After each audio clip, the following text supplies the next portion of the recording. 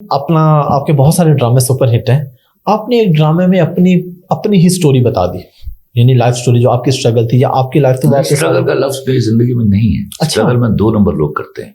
अच्छा। मैं मेहनत करने वाला आदमी, मेहनत करने वाले, ईमानदारी से मेहनत करने वाले और किसी से हसद न करने वाले को स्ट्रगल नहीं करनी पड़ती। तो आपने जब वो सारी अपनी स्टोरी ड्रामे में पूरी दुनिया को बता दी तो क्या घर वालों ने या किसी फैमिली मेंबर ने, रिश्तेदार ने माइंड नहीं किया कि मैं वो कहानी बतानी थी? क्योंकि मुझे नफरत है वो लोग जो सारे गुनाह करके हाजी साहब होके मर जाते हैं। आई वाज टू टेल कि वो मौलाना मौदूदी की एक कोटेशन थी कि गलतियां बांझ नहीं होती, बच्चे देती रहती है, तो गुनाह भी बांझ नहीं होते, वो बहुत ज्यादा बच्चे देते। सर आप इस तरह की अक्सर बातें हम सुनते रहते हैं, आप करते रहते हैं डिफरेंट फोरम्स पे भी, टेलीविजन पे भी, तो कोई तनकीद का सामना भी करना पड़ता होगा कि आप जाके क्या शुरू में बुरा लगता था, क्योंकि नॉर्मली मुझे जिंदगी में तनकीद का आंसर नहीं था। तो फिर मुझे समझाया गया, मेरे दोस्तों ने फोन करके मुझे समझाया कि देखो ऐसा फिर होता है ऐसे वैसे कामों में। तो मैं फिर समझ गया, भी मेरे बच्चे बर्दाश्त नहीं करते कोई, लेकिन अब शायद मैं थोड़ा समझ गया हूँ। तो वो क्या है कि मेरी तो औकात कोई नहीं, मेरे नबी पर तनकीदें हो गई, तो फिर वहां से बर्दाश्त करना भी आ गया।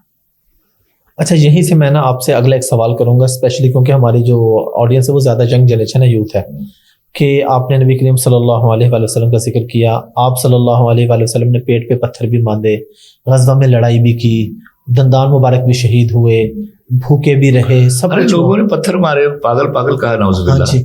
और यहाँ पे हम कहते हैं कि बैठे बैठे सब कुछ हो जाए, तो ये मैं आपसे पहले भी, लेकिन मैं कुछ डिटेल आपसे जानना चाहूंगा, या यूथ से आप मुखातिब हो, देखो क्या मैं आपको एक बात बताऊं हाफिज, मेरे बच्चे सोने का चम्मच लेकर पैदा हुए थे, उनको नहीं बताया मेरे पीछे की मेहनत का, उनको नहीं मालूम था।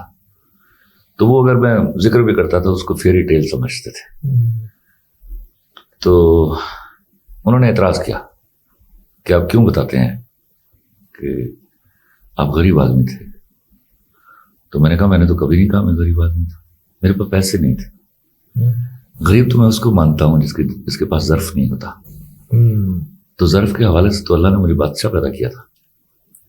फिर मैंने जिंदगी में मुसलसल 40 साल रोजे रखे, तो मैंने रोज़ों से सीखा कि रोजे रमज़ान के दिनों में नहीं होते, रमज़ान के बाद शुरू होते हैं। वो तो प्रैक्टिस कर रहे होते हैं। वो जब आपके सामने हराम का अंबार लगा हो और हाथ में हलाल की भूख हो और आप हलाल की भूख को चुन लें तो आप रोज़ा रखते हैं। आप इख्तियार वाले हों, किसी पर जुल्म ना करें, आप रोज़ा रखते हैं। आप ताकतवर हों, किसी कमज़ोर से गलती हो जाए आप उसको माफ़ कर दें, आप रोज़ा रखते हैं। तो मैं ये सीख कर आया था।